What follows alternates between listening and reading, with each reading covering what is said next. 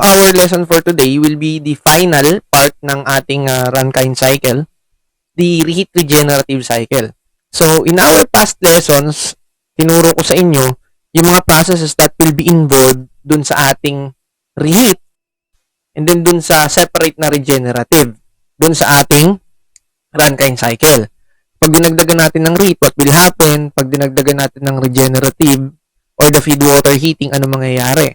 So, mostly, hindi ko na, mostly ang i-discuss ko na lang dito is all about yung processes ng reheat regenerative. Hindi na natin siya dadagdagan ng yung mga closed heaters. Okay? Kasi hindi naman siya masyadong nagagamit. So, what we have to discuss today, marami kasing cases to, reheat regenerative, di ba? Separate ko, i-discuss yan para mas maintindihan nyo. Ngayon, pagsasamahin natin siya in order to augment pa yung Rankine cycle natin. But, titignan nyo. In our past problems, makikita nyo dun na mostly from 30 to 40 to 45% at most yung ating magiging efficiency. Sa reheat, umaabot ng 40. Sa regenerative, mostly umaabot din ng 40. Okay? Depende yan sa magiging pressure mo na pagmumulan at yung magiging condensing pressure mo. And depende rin yan sa lapit na magiging pressures ng extraction mo. Now, pag pinagsama-sama natin yung process na yon, nagkaroon tayo ng reheating, nagkaroon tayo ng open feed water heaters, ano kaya mangyayari sa ating Rankine cycle? Siyempre, ma-augment pa rin yung ating efficiency. Pero, up to what extent? Okay? So, pag ganito kasi mga problems, marami siyang cases sa reheat regenerative, mas maganda sa problem natin siya titignan. Okay? Meron mga keywords sa problem, malalaman mo sa kanya kung ano bang case siya. If the case is mauuna yung open feed water heating, susunod yung yung reheater, and then i-extract mo to condenser. That is case 1. What if case 2? The case 2, magkakaroon ka muna ng pagpasok ng turbine, i-extract mo for reheating, and then bago mo ilabas na reheating, meron ka rin after no ipasok mo ng reheater, lalabas mo ng open heater, tapos after mo nun, lalabas mo naman ng reheater, ipapasok mo ulit sa turbine, and then ilalabas mo as exhaust. That is case 2. What if case 3? Mauuna ang reheating. Papasok reheater, lalabas ng reheater, papasok ng turbine, papasok ng open heater, and then ilalabas ng lalabas siya ng exhaust for condensation. Now, yung case 4, paghahalo-haluin mo na yun. Okay? Madali lang naman yan kasi pag naglalabas ka, pagdating ng turbine mo, di ba maglalabas ka ng steam, that is always what? Di ba ang process nun is isentropic? So, ibig sabihin, under your TS diagram, babasihan mo lang how will the line be filled. Okay? How will the line fall pagdating ng isentropic conditions? Diba? Isang diretso lang naman yung pag-isentropic. Ibig sabihin, constant ang entropy mo at those points. And at those points, madidetermine mo what will happen to your enthalpies, what will happen to the process if you will have constant heating, pressure heating, kung magkakaroon ka ng isentropic work, and much for that. Okay? So, let us talk about muna yung idea ng reheat regenerative cycle. Sinamarize ko lang sa una. Kasi napakahaba nito eh. So, in the cycle, the reheat cycle and the regenerative cycle, pinaghahalo na natin, are combined to attain the following objectives. Number 1, further improvement of overall thermal efficiency. Ibig sabihin, the overall thermal efficiency will be greater, augmented. Okay? And then the further reduction in the moisture content. Ilan naman yung nahanapan natin, di ba? Tinatanggal natin yung moisture content of your vapor. Of steam during the latter part of the expansion process. So, ibig sabihin, saan ba nangyayari expansion process? Dun sa turbina mo. And kapag natanggal mo yung moisture content, you will attain, okay, you will achieve the optimal the optimal production of power or work of your turbine, which is the kinukuha natin ng generation power or the electric power with the use of the steam. Now, let us analyze the whole cycle. The solution to a reheat regenerative cycle problems, sabi ko, it differs from case to case basis. Okay? Meron yung iba-ibang case, binanggit ko na during our summary. Now, it does not follow a fixed set of formula. Kailangan, alam mo muna kung paano sila i-graph at paano yung kanila magiging schematic diagram. Diba? Sabi ko sa inyo, as always, from combustion to steam to Rankine cycle to thermo, all you have to understand is the diagram. And you just have to know kung ano ba yung gagamitin mong diagram, yung pinakatamang diagram. Dalawa yan mag-asawa yan Una, yung schematic or the block diagram. Number 2, what? The TS diagram pagdating ng Rankine cycle. Okay? Each of the problem requires a particular solution. Although some laws, definitions, and principles are still being used. So, ginagamit mo pa rin. Ano yun, sir? From thermodynamics to gas processes. Ano yun? Sir, may throttling, may isentropic, mayroong constant temperature, mayroong constant pressure heating, and cooling or heat rejection, okay? Adiabatic pumping. Oh, di ba? Ganun pa rin yun. Hindi nagbabago. All you have to do is to understand the worded problem in order for you to solve it. Problems can be best solved by energy balance and mass balance as always. Itinuro ko sa inyo yung the technique on mass balancing depending on your TS diagram. Ngayon, pag mali na yung TS diagram, what will happen? Wala ka masasolve. Okay?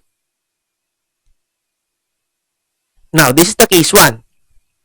Pakita na natin. Assume an ideal rate regenerative.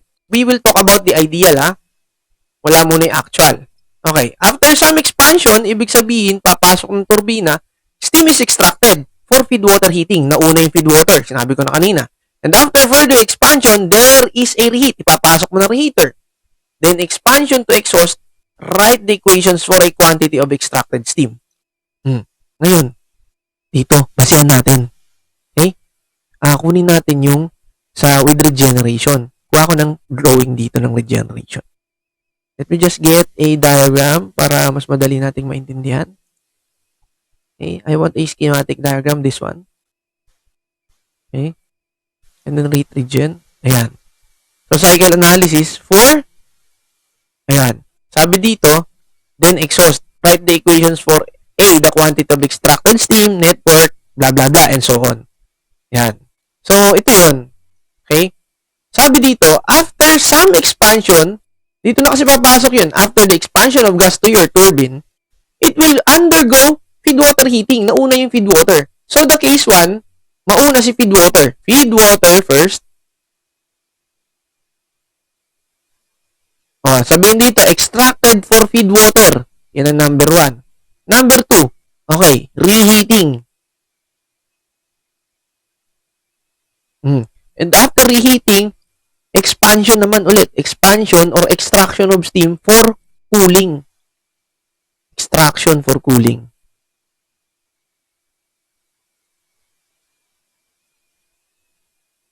Tignan natin yung process dito.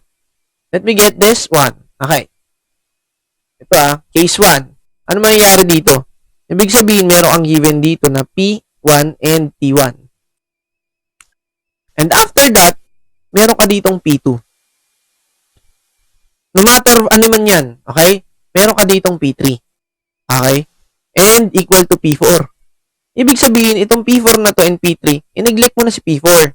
Okay? Kasi constant ang temperature, pressure mo dyan. Kasi, magkakaroon ka ng heating, constant pressure heating. Magkakaroon ka dito ng another condensation pressure. Yun. So, ganun lang naman Okay? From here to here, ibig sabihin, S1 will be equal to S2. Now, ito naman.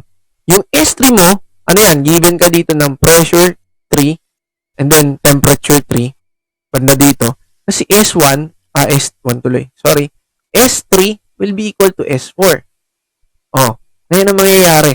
And then S3 is equal to S4 will be equal din sa S5. Ayun yung mga magiging shortcut dyan. And you have to follow all the certain processes na meron ka dyan. Now, let us go to the TS diagram para mas maintindihan natin yung case 1. Sabi dun, feed water first, and then reheating will go after. Now, bakit po naging ganito yung graph natin? Let me talk about this. Ayusin muna natin yung numbering. So, this is 1. It will go to 2. This is 3. 4. 5. 6. Gawin natin tong, I want this as 7. 8. 9. So, you have 9 enthalpies. First one, the enthalpy. Enthalpy 1 will come to P1 and E1. Ngayon, S1, note, S1 will be equal to S2. Now, after here, meron ka dito kasing pressure 1, meron ka ditong pressure 2, meron ka ditong P condensation pressure. Now, tignan mo excuse me. Yung pressure dito, okay? Yung pressure dito, kung makapansin mo, bumaba siya. Pero S1 is equal to S2. How will you find S1, S2? H1, H2. Okay? Yung H2 is at P2 and S2. How about H3? H3, sabi dyan, okay, is equal to, kukunin mo, tignan mo, S1, S2, equal pala si S3. Yan. Kukorek ko yung sarili ko. Nagkamali ata ako dun. Oo, tama. S1 is equal to S. Nilabas mo pala dito. So, let me just have this one. Okay?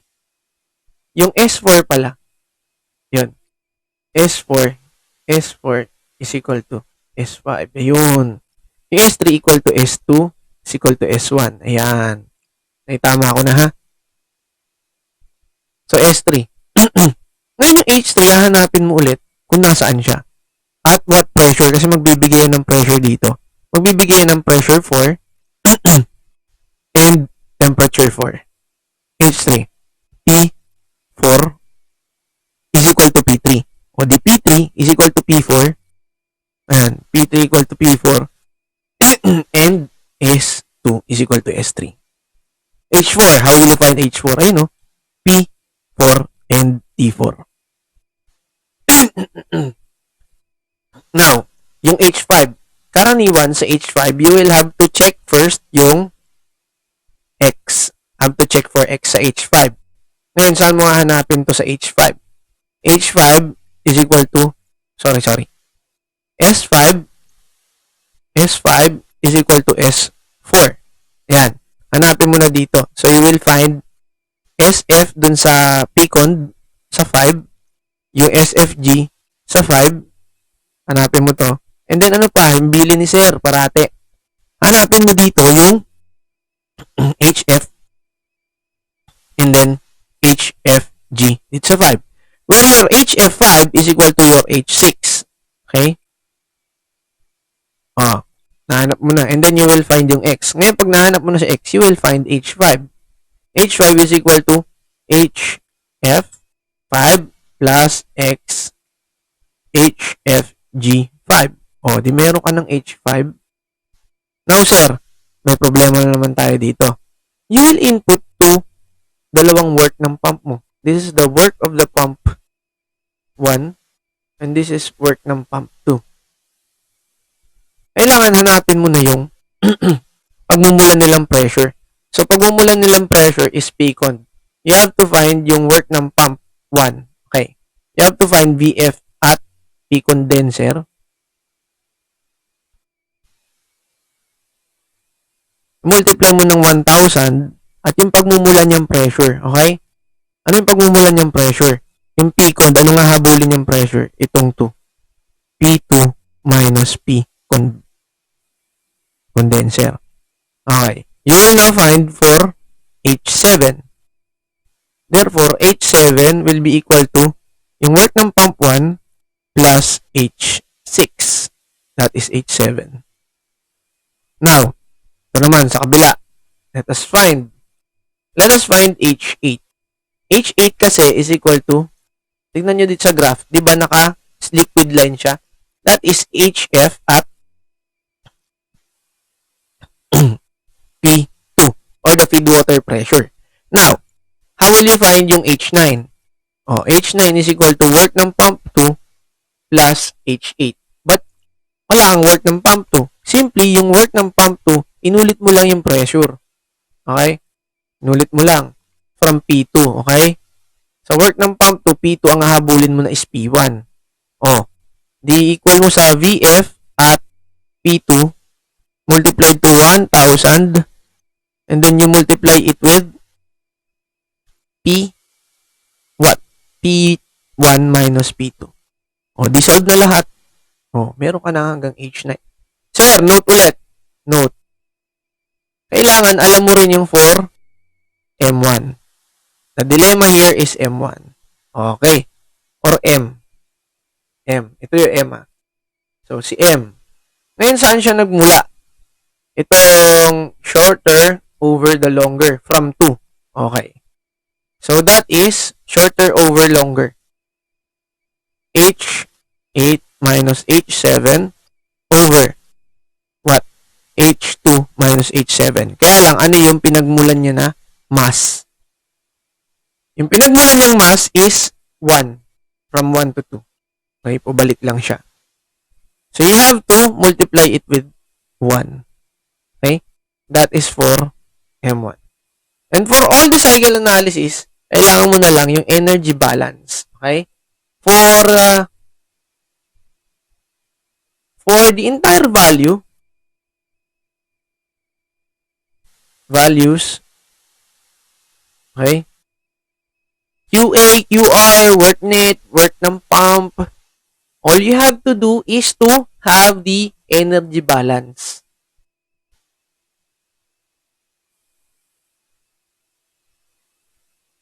Diba? Madali lang yan. Kayang-kaya yan. Paulit-ulit mo lang ginagawa. So, pinakita ko na lang sa inyo kung paano nyo hahanapin yung mga pinakamahalagang points. Ano yun? Yung mga enthalpies. So, you have H1, H2, H3, H4, H5, H6, definitely nandito. H7, nandun. H8, okay, nandito sa gilid. H8, H9. And so on. Okay? Yan po. Babasihan nyo lang talaga yung kanyang TS diagram. Okay? Makikita nyo naman dito, di ba? From TS diagram. Ito note natin. From TS diagram, S1 is equal to S2 is equal to S3. Mapansin nyo. Ngayon, yung P4, P3 is equal to P4. Kasi constant pressure line to eh. Ngayon, S4 is equal to S5. And then, ayun na yun. Ito lang yung mga notable parts na kailangan nyo tandaan. Yan. Pag alam nyo na yan, malalaman nyo na lahat ng kailangan nyo gawin. So, from here, meron ka ng Q ng boiler. Sir, may heating pa dyan. Dito magmumula. Ayan dito papasok. Ano yan? Q ng reheater. Sir, saan po tayo magpo-produce ng work dito? Dito, meron ang work dito ng low pressure. May high pressure dito. So, the total work of the turbine. Turbine 1, turbine 2.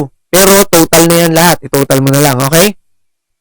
So, paano nga yung ginagawa, sir? Hindi ko po alam eh. Dahil lang yan, kapatid. Okay? Tignan mo. Ito, pumasok. May lumabas. Okay? Pumasok si 1, lumabas si 2, lumabas si 3. Hindi, pumasok pa rin si 3.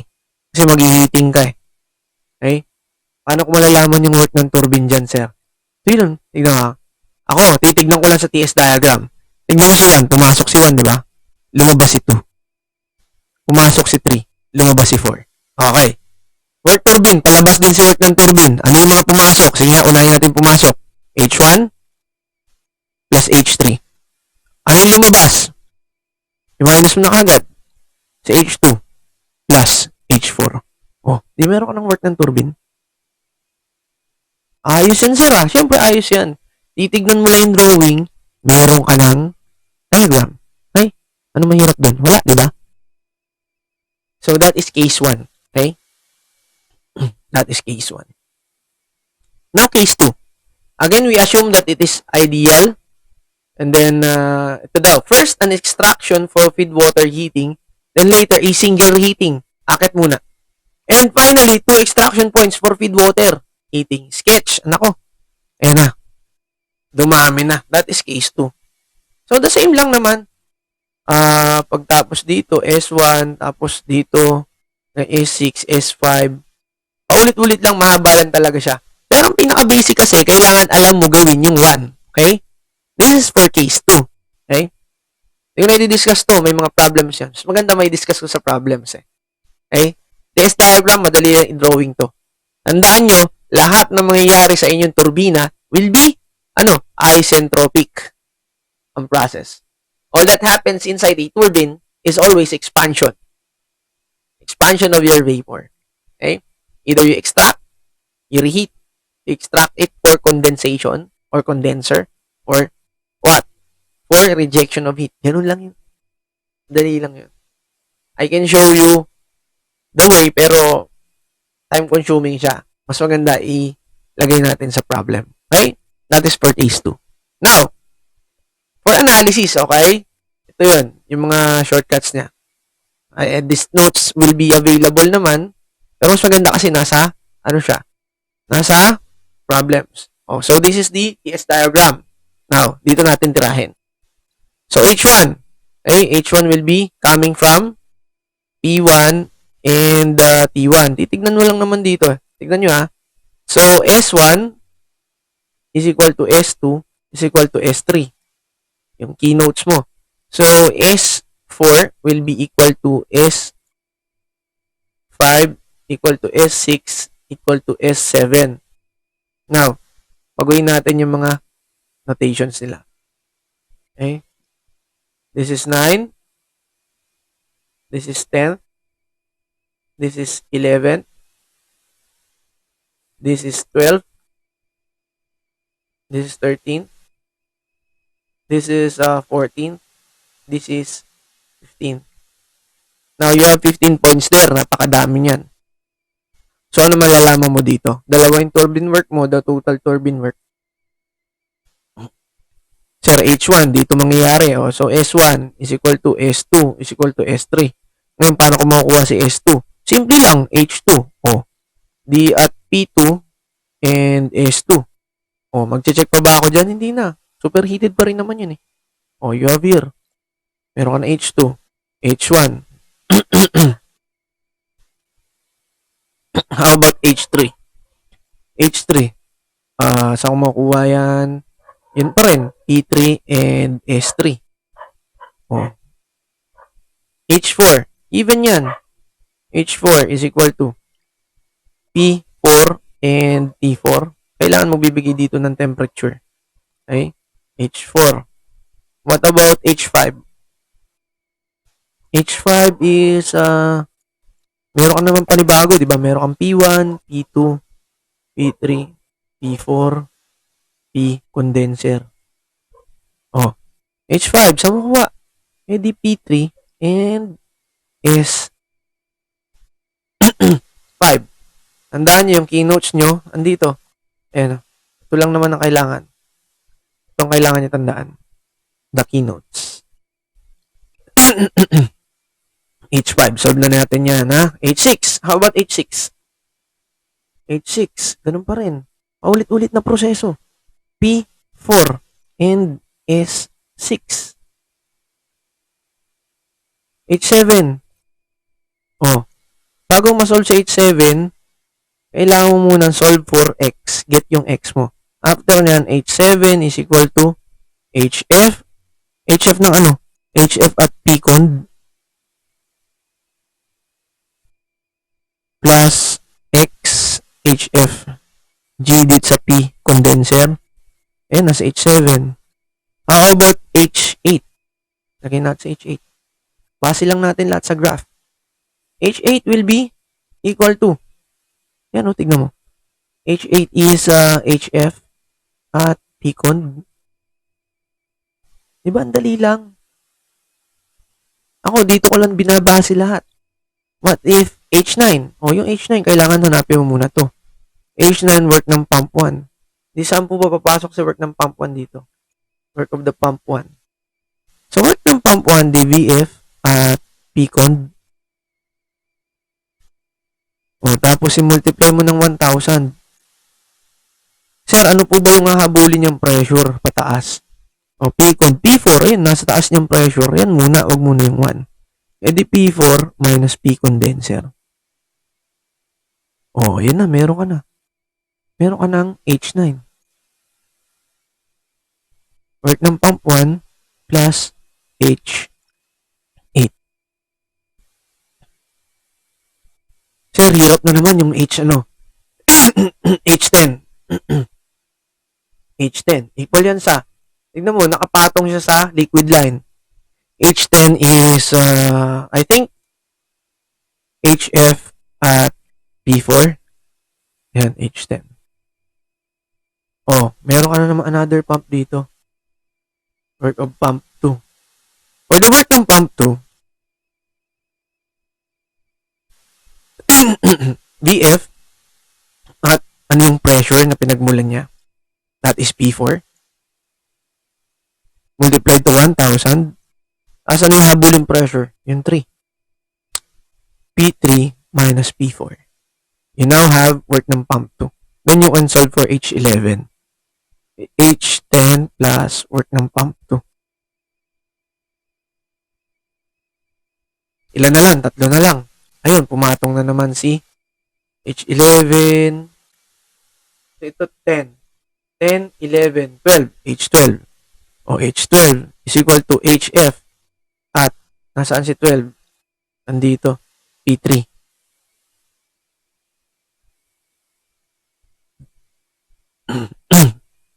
Work ng pump 3 dito. 4 na pump yun eh. Ano yung pinagmulang pressure? P3.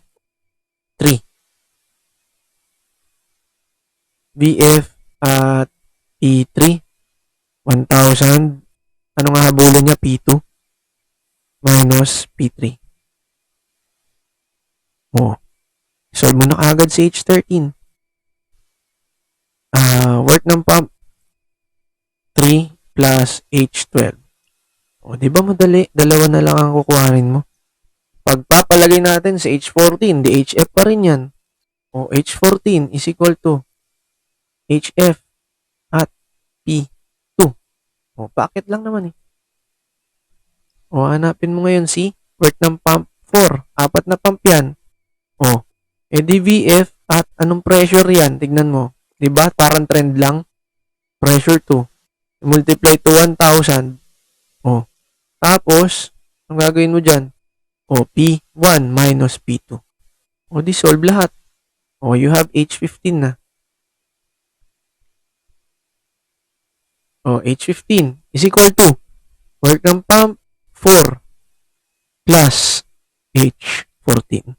You have now the entire cycle enthalpies. Di ba ganun lang? By just basing your solutions dito sa TS diagram. Okay? Now, sir, meron ba tayong magagawa dyan pagdating ng ano? Pagdating ng QA. Gusto ko yung QA, sir. O, QB. Tapos yung QRH. Sige nga. Tignan nga natin. Sir, ganito yan. Pakita ko na kayo ng malupitang bagay dito kung paano natin masosolve. Dito lang, TS diagram lang. Pagpalagay natin si Q boiler. Tignan mo si boiler, sir. Ano yung pumasok dito? Diba this is 15? Lumabas na H1. Siyempre, mas malaki si H1. O di H1 plus H15. That is the Q ng boiler. Ano yung lumabas dyan, sir? Dito sa, ano man, QRH. Ano yung pumasok? Sa reheater mo, di 3 tsaka 4. O, Q ng reheater mo. Pumasok eh. Ayan o. Pumasok dito, lumabas na 4. Di H4 minus H3. Diba? Dali.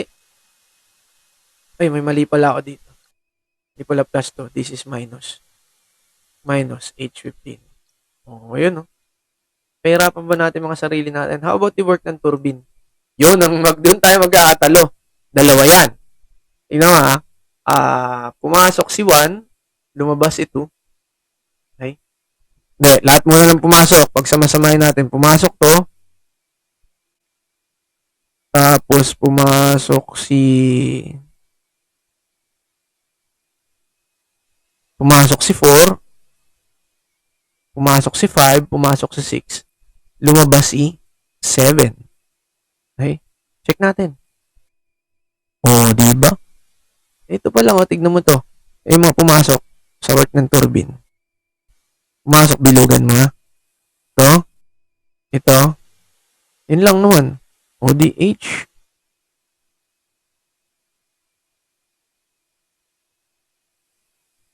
One minus H plus H4 pala. O, yan, ha? Lahat ng pumasok. Lumabas yung turbine. Lahat ng lumabas. Ito.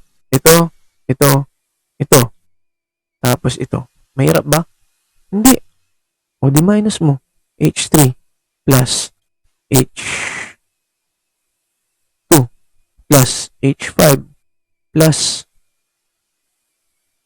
H6 plus H7. O, yun, may work ng turbine ka, no? Diba? Ang dali-dali. Basta may schematic ka o kaya TS diagram, you can solve it. Ngayon, pag magmamas balancing ka naman, mas balancing tayo. Sampulan natin ang malupitan yan. Copy ko to. Gusto ko dito eh. Para hindi ka nalilito. Ngayon natin dito. Para malupitan tayo, di ba? Malupit tayo mag-solve eh. Ayan. Paste ko dito. Alamin natin yung lahat ng masses niya. Ayan, dito ko sa gilid. Alamin mo muna si M1. Okay, M1. Shorter over longer. Burahin ko to ha. Medyo magugulo kayo dyan. Okay. This is yan. This is 9, 10, 11, 12, 13, 14, 15. So, M1. Saan siya nagmula na mas? So, 1. Okay, M1, shorter over longer. So, H14 minus H13. Tapos, H2 minus H13. M2. M2. So, 1. Ito, 1 minus M1. Ito, 1 minus M1. Okay, M2. 1 minus M1. M2, shorter over longer. Shorter, 12 and 11. H12 minus H11 over yung longer, H5 minus H11. Medyo hindi nakita dito banda. Ayan, o di M3. M3, ang lumabas dito, 1 minus M1 minus M2. O di 1 minus M1, pagkain natin yan. 1 minus M1 minus M2. Okay, multiply mo na. Shorter over longer pa rin. So, I think this is 10 and 9. H10 minus H9. You see the trend? As H6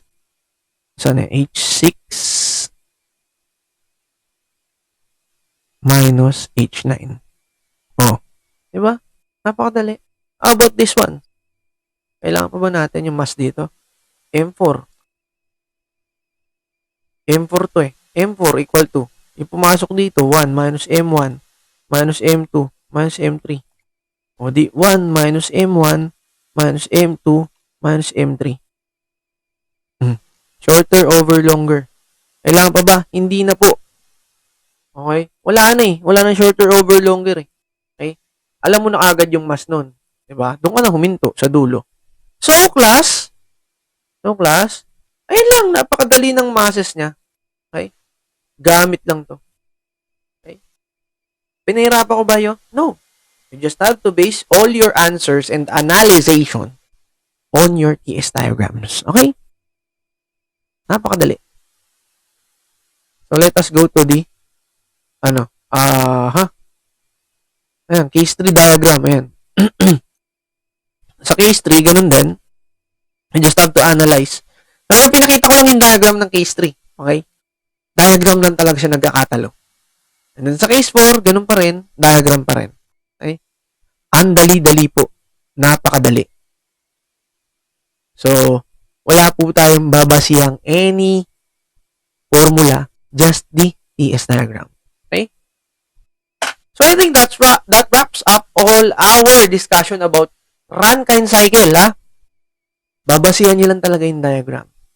Yan ang sinasabi ko pa ulit-ulit, na sa lahat ng bagay na gagawin mo sa engineering, lalo na sa mechanical engineering, lalo na sa steam power plant, all you have to do is to draw the schematic diagram in order to understand it. And syempre, kailangan marunong ka rin umintindi ng worded problems. Okay? Pag sinabi extraction, ibig sabihin that is isentropic. And lahat na nangyayari sa turbine, isentropic. Okay? Anything that is outside the turbine, like the reheater, okay? And then the boiler heating, feed water heating, okay? Hindi constant pressure yun. Hindi ano yun, hindi isentropic yun. That is, constant heating yung iba. So, yun lang. I think, naituro ko naman lahat, hindi nagkulang. Okay? So, you can view this sa ating page. And then, the problem will come out after this. Okay? That will be all. Have a nice day.